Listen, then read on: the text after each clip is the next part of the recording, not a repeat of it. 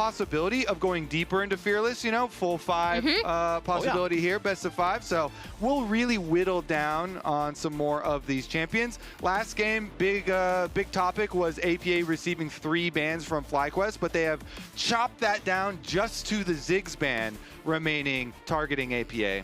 Yeah, but that Ziggs is always going to be the top priority ban against this guy. He is an absolute menace on the champ. So let's see what we've got. The Pantheon and the Nautilus alongside the Ziggs, as Orianna is going to continue to remain banned on the C9 side. The Varus going to get banned out here too. I'm curious if they will remove Azir from the pool. Azir's up, and as is Taliyah. So we can see a trade there instead of kind of we talked about Ryze is off the table now as a potential mid lane trade there. We talked about Orianna being on the ban list, which I think is just a solid ban. It's one of Quad's best champions. He's really, really good on that pick. And so we'll see what FlyQuest value first. It's dangerous. If they go Azir, then you think Cloud9 would respond with like Taliyah plus Vi. Would be a very, very strong answer because APA is super good on Taliyah and combos really well with Vi, even with Pantheon being banned. Last time around, you know, they did open up with that Ambessa flex pick. This time around, I mean, Renekton is very good blind regardless, and it's a Thanatos main champion, so even though it's just a hover, definitely not surprised they locked that one in. Yeah, I'm not surprised with it at all. I think it's one of those things where you're like, okay, you guys have already picked Azir, so even if we want Taliyah, it's not like she's really a flex right now. So it's not like FlyQuest are going to steal that away, deny that pick from you, so you can just go for the powerful solo laner with the Renekton instead. Maybe pick up the Vi here or get whatever else it is you might want. Nope, it'll be the Taliyah. Yep. Yeah, I was wondering if potentially they go for Blaber's jungle pick. But no, I'm 99.999% certain that Taliyah will be going to APA. We don't really flex Taliyah in the jungle anymore. So yeah, we'll see if they do want to partner that up with the Vi, or if that's something that FlyQuest are thinking of potentially picking away. We see some hovers going down for Gryffinn. Yeah, it's looking like a front-to-back comp here for FlyQuest for sure. When you start out with your Azir, you've got one of the best scaling carries here, AP carries for mid lane. They've got the brick wall in the front lane already, so just fill out the rest of the comp, 5-on-5, front to back here, and see if they can get some of those objective fights going for themselves. Yeah, and I like that for FlyQuest, as we see the Trundle locked in for Fly preemptively. That is a really nice pick. Yep, more front to back for them. Yep. Just further makes you win, means opponent team, anybody who goes in, whoever's the front line, Renekton or Vi, you get hit with a Trundle ult and you evaporate. So again, as long as Quad and Massu play safe and they can try and have like front to back steady battle lines, then that's where FlyQuest want to approach it. So it means for Cloud9, we do end up getting the duo that we were talking about in the opener, and it means that they're going to have to, you know, surgically remove some of these carries and put some pressure on through playmaking here. They definitely will have opportunities to play the map a little bit as well. Yeah, I'm looking for them to potentially separate out team fights, try to make it into smaller skirmishes, because already the 5v5 potential of what FlyQuest have done, and like you already pointed out, Kobe, their ability to stop what C9's composition already wants to do, especially with that Trundle, is going to be formidable. And you can see the Senna ban coming in for C9, respecting that pick to potentially cause even more problems in these situations where you're doing front-to-back team fights, and she has so much range, and the healing keeps everybody going for so long. So that's taken off the table. Bard also removed by Fly. Yeah, and that's a strong ban, just a strong overall pick. Also a Vulcan special. We've seen what he can do on that champion. And I think FlyQuest are worried about what Cloud9 can do in the early game, and then can they transition it into playing side lanes later. So they don't want like Bard blowing people's flashes a lot and like creating openings where C9 can pick them off or put pressure there. And Bard also does some weird stuff with magical journeys where your timing window where you get attacked is a lot quicker. And so yeah, trying to remove some of those things that are going to upset your objective of scaling into some regular team fights, and try and take out some of the wild cards. All right, last ban still got to come in here for FlyQuest as C9 will remove the Ezreal alongside the Senna there. Rakan is the ban for FlyQuest. So C9, how creative are we going to get here? How are you going to solve the scaling conundrum that is FlyQuest draft? Get some winning lanes and just, you know, snowball on them super hard would be my assumption here. They have Renekton, should push top lane. They've got Taliyah, should have comfortable early stage in mid lane. And if you can get a good bottom lane here for Zven and Vulcan, ooh, Yunara hyper carry here. Yep. Last time we saw Zven on Yunara, he was very aggressive with it. Are they also this time going to pair it with a Lulu? Last time they had the Enchanter with it. Yeah, I was going to say there are a lot more enchanters open on this draft in particular. We still have the Lulu available. We didn't see the same kind of focus coming out from the ban phase. Aphelios locked in. I do wonder if they're just going to go with the Aphelios Thresh. They had confidence on it before, but no, we see the Lulu hover. And Aphelios also just does super, super well with Enchanter picks as a hyper carry threat. With the Lulu locked in, this would be such a formidable 5v5 composition that's also like really easy to execute. And there we go. Lulu locked in, so that's a kind of a takeaway. We see the Nami locked in for Vulcan as the response also banned in game 1, so we still have the 2v2 bot lanes going with those enchanters, as we've talked about kind of the rise of that because you are spending so much more time in this bottom lane. And I have to say, I think Cloud9 are definitely going to have control of the early game here, and so all they really have to focus on is, okay, let's win our early stage and then snowball effectively to not let this Cloud9, you know, 5-on-5 dream late game get to their scaling.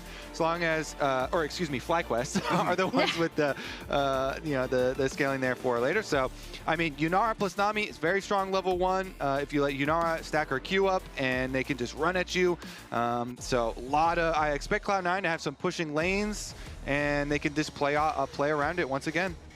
Yep, C9 is just going to have to also make sure that they're mindful of mid-game blunders. Sometimes, even if you get a lead, you can play a little bit too aggressively, open up an opportunity for that steamroll to come to a screeching halt. And up against Sion, up against Azir, that is a very dangerous proposition. FlyQuest knows if they can just scale this one all the way forward, it should be nigh on impossible to beat them in a straight-up fight later on in the game. Lulu's so effective at keeping people alive. Azir and Aphelios both just do so much damage. And I still just don't think there's any brick wall in League of Legends quite built like a Sion. No, he is pretty great for that. Yeah. Little bit. He's alternatively constructed. Yes, sir.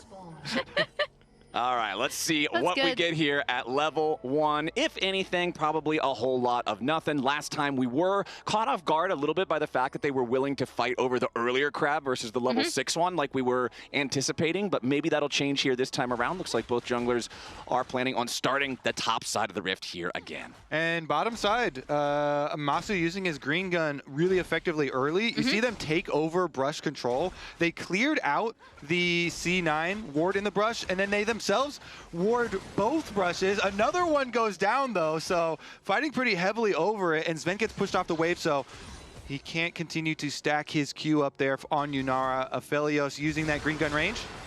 Okay, Massu and Cryogen wanting to play aggressive here nice and early as AD carries are getting knocked down below half HP. Summoner spells being used. Zven with the Ghost, Vulcan with the heal. Same thing on the other side. So all 4 flashes still intact, but nothing else.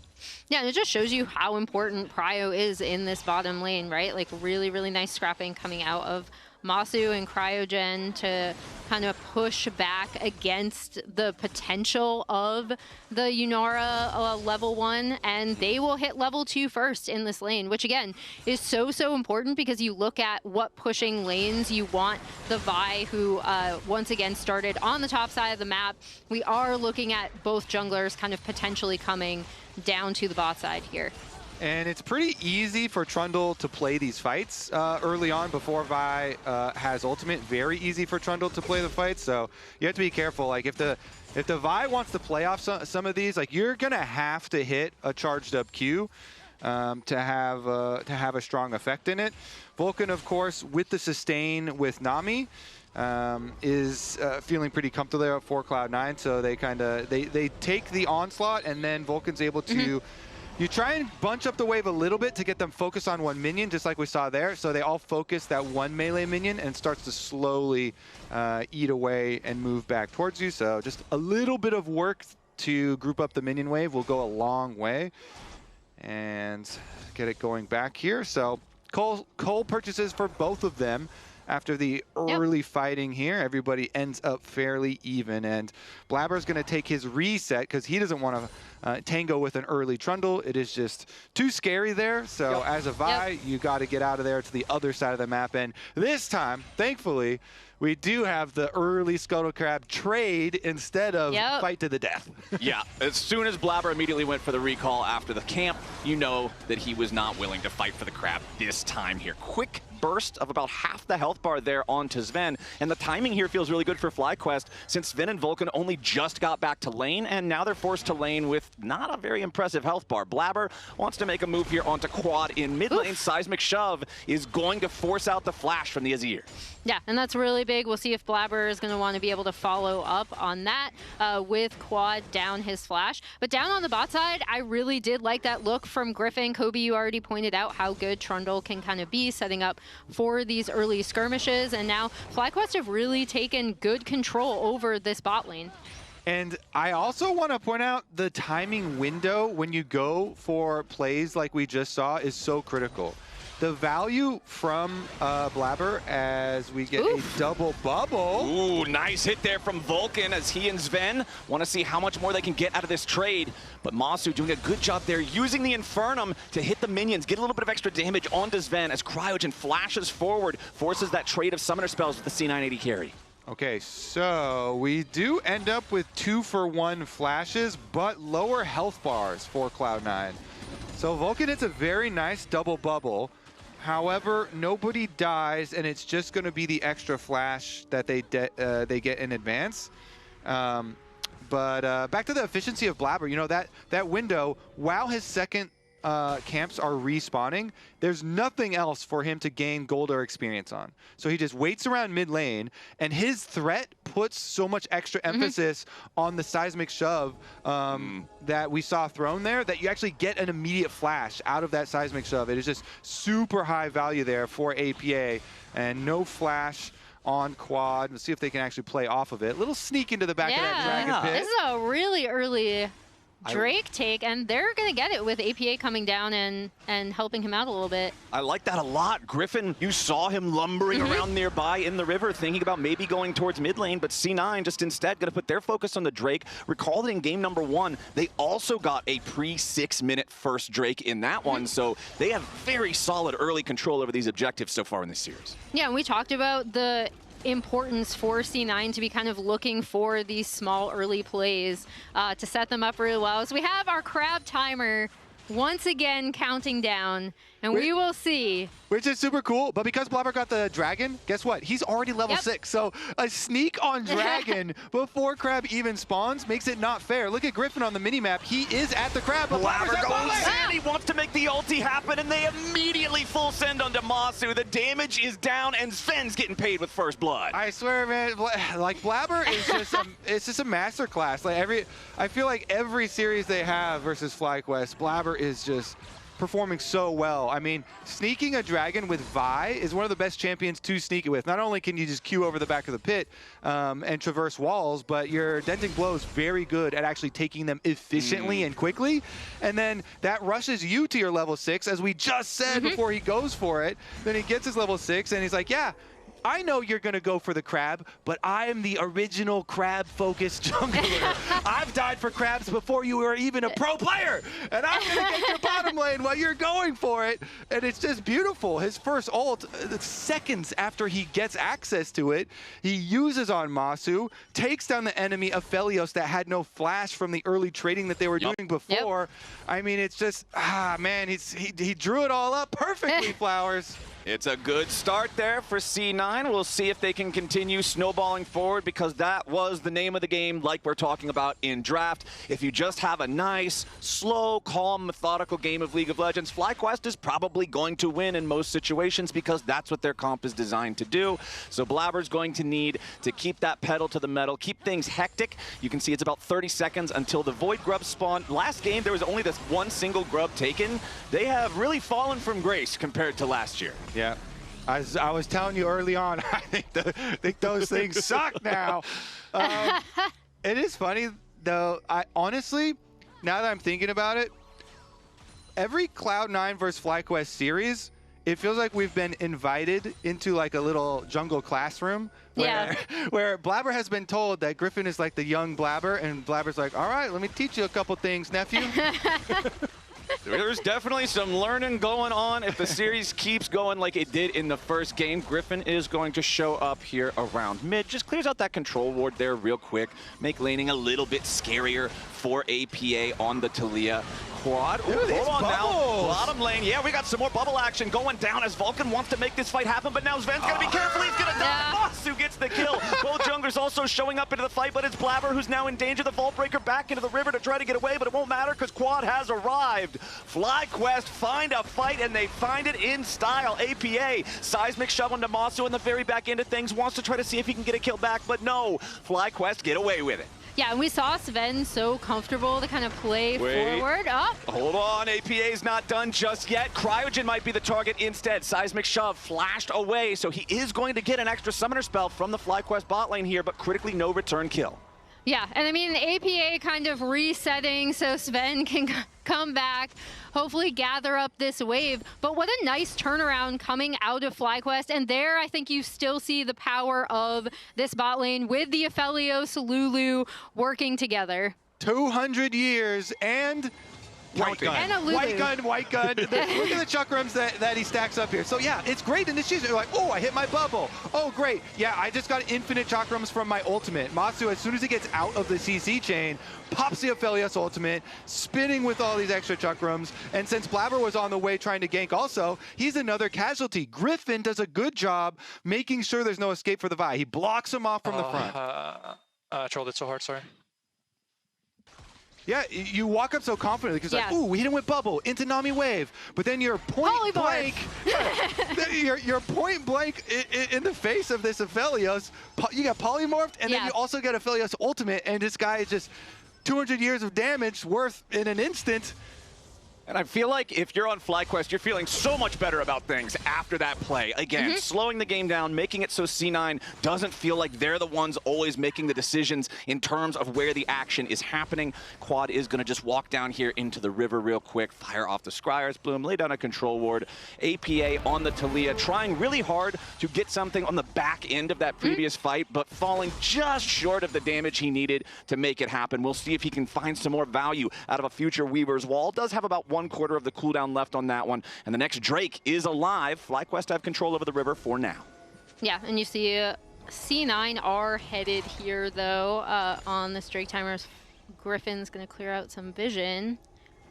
And Thanatos is also in a really good spot and headed up through the bot lane. Yeah. So we'll see as these lane assignments kind of go down. That's the important part for me too, because we just saw him dirty farming on that top side. Yeah. Meanwhile, the Sion has ultimate too, and so Gakgos here has a line for a Sion ult into this dragon fight. Yeah, Vulcan immediately going to be met by Gryffinn right outside of the brush. Wild growth out of the FlyQuest jungler, and Blaber is just eradicated. There's no chance for C9 to get anything back there as Gryffinn once again kept alive. This Lulu doing a whole lot of work. Everybody tries to go back in now on the C9 angle. Massu just barely gets away. The Weaver's Wall, it knocks him to the other side, and there's just not quite enough damage. FlyQuest get everybody out. They get the objective.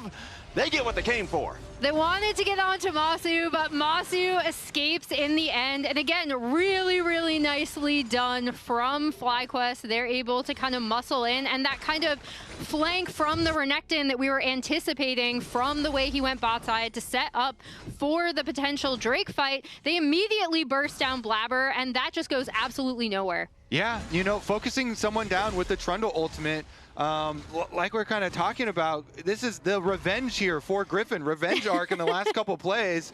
He has been able to corner Blaber, make sure he couldn't escape from the previous play. And then this one, he's lying in the bushes. He starts onto Vulcan. And then even with the Nami ultimate getting absorbed into a bubble on him, again, polymorph onto Blaber. The Lulu value here has been really big into, ultimate popped on him. He just gets burned down. Gakgos did a good job immuning the Nami wave, by the way, with his ult. And then there's nothing else to say here. It says Massu is getting a little bit of luck on top of the good plays that he's doing. So barely able to escape with his life there.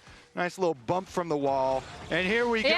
This is why we were hyped for this matchup. I'm glad that we're seeing, Gryffinn fighting back very well in this game, because these two junglers are #1 and #2 in so many stats in the early stages of the lock-in tournament. And we talked about how valuable this Trundle pick was going to be in the draft. It stops so much of what FlyQuest want to do, and that on top of the Lulu was really the difference maker in that last fight. And now, as we see C9 trying to find something on this bot side. Yeah, Cryogen's the target there for APA, but can't quite secure anything to force out some summoner spells as well. FlyQuest are going in for their 1v3 dive up here in the top lane. Gryffinn staying alive once more. They get their man. Thanatos drops for the first time this game. Yeah, and we're just trading sides a little bit. FlyQuest recognizing with C9 so far pushed up on that bot side, they can attempt and make the dive onto the Renekton.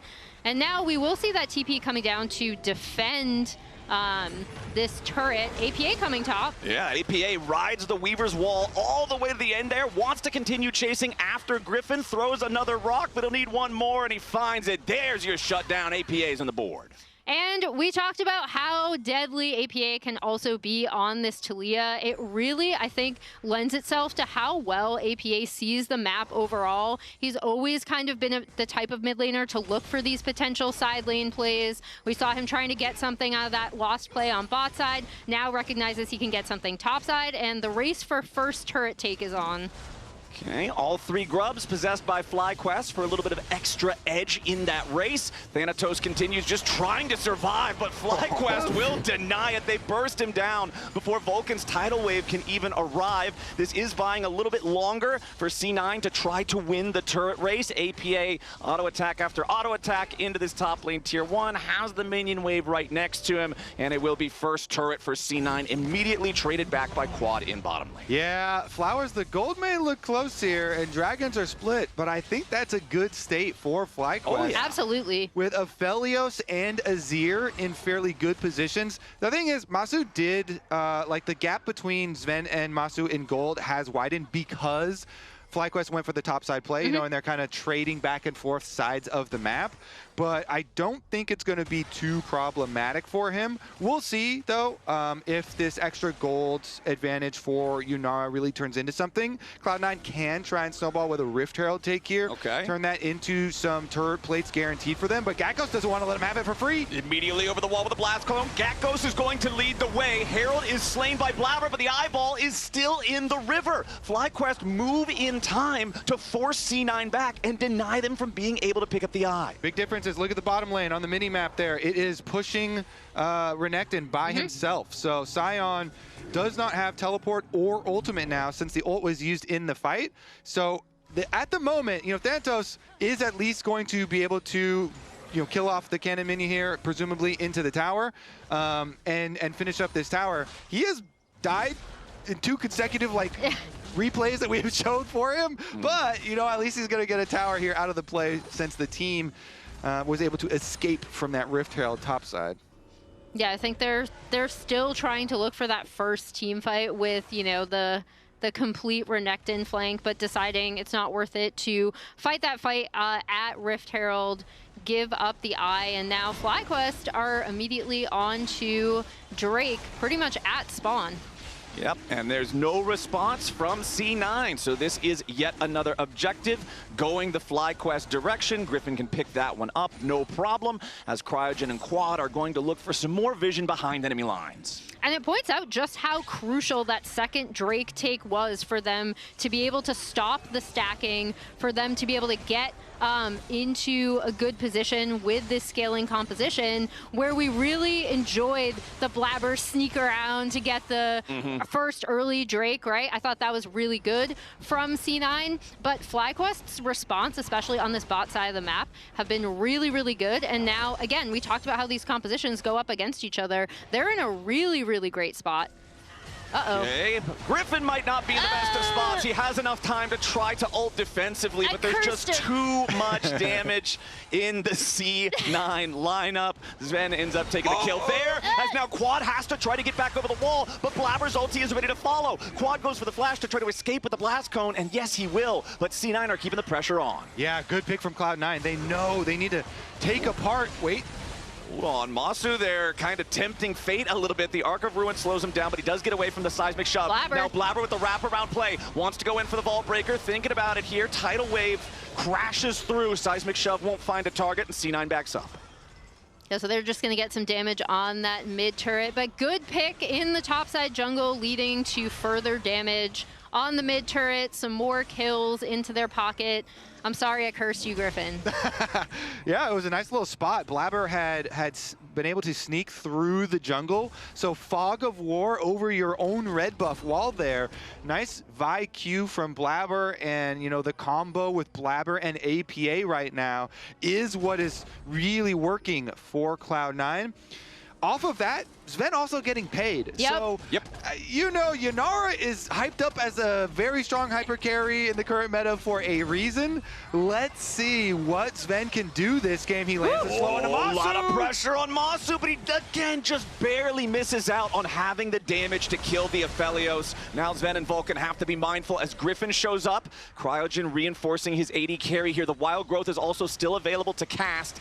C9 and FlyQuest both sending top laners to the mid lane scrap now, as C9 want to continue keeping the pressure on. This tier 1 turret is very close to death. Gakgos tries to clear the way with a decimating smash. The Sion is very large. He steps forward, C9 steps backward, and the push stops. I was gonna say, you talked about what was it? There's no better construction. There's no better brick wall. The alternative construction of Sion coming in clutch there. You could see they both pulled TPs into the mid lane, and while there wasn't a fight, they are able to stop this kind of aggressive C9 push. But I love that it seemed like Zven was listening in on Kobe, recognizing his power as this Yunara and getting so much damage down onto Massu.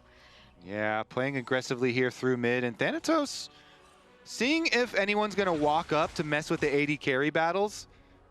These honorable AD carry battles where they stare at each other and the wave until... Zven jumps in, Arc of Ruin forces out the flash plus Wild Growth combo. No ghost there for Massu any longer either. Zven is punishing him every time he steps up. Yeah, Zven is really, really using the Yunara to make so much space in this mid lane, and that will net them that tier 1 mid lane turret that they were looking for earlier, potentially opening up the map a little bit further for C9.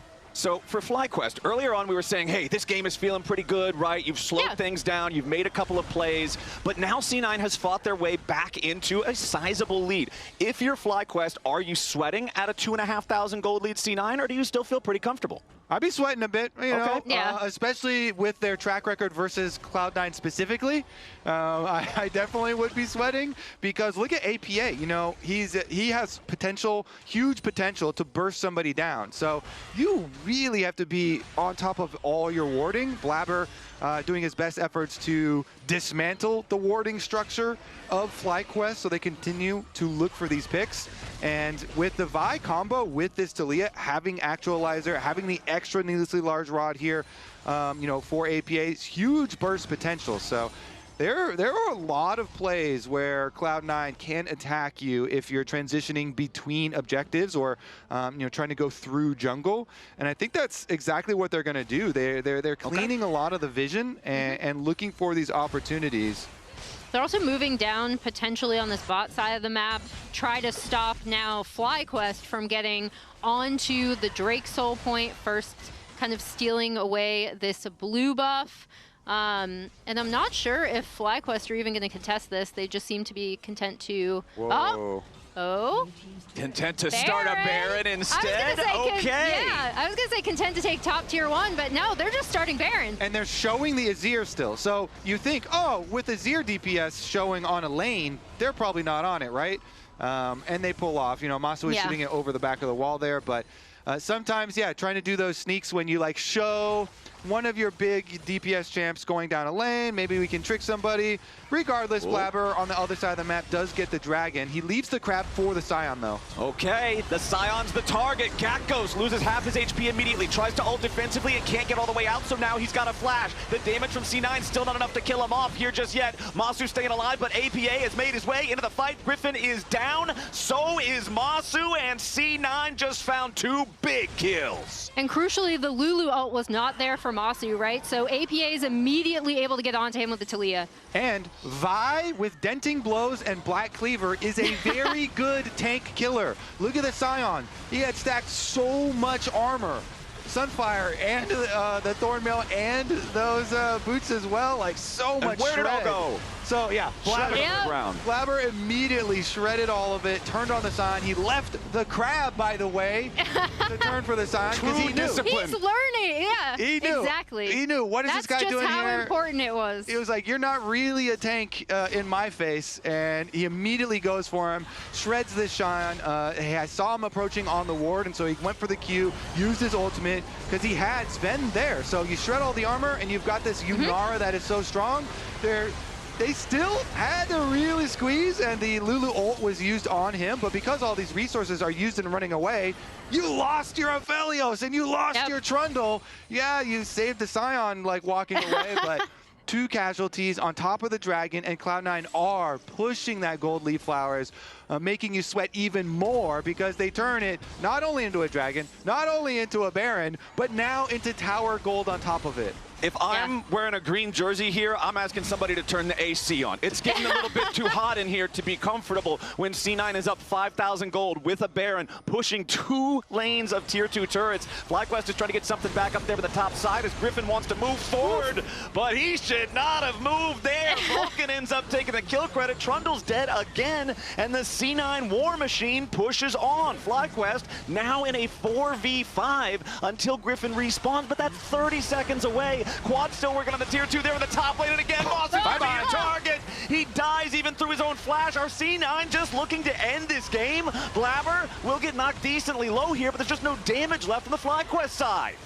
Yeah, I mean, why give FlyQuest another window to get into the game? They should at least be able to get both of these turrets, definitely an inhib.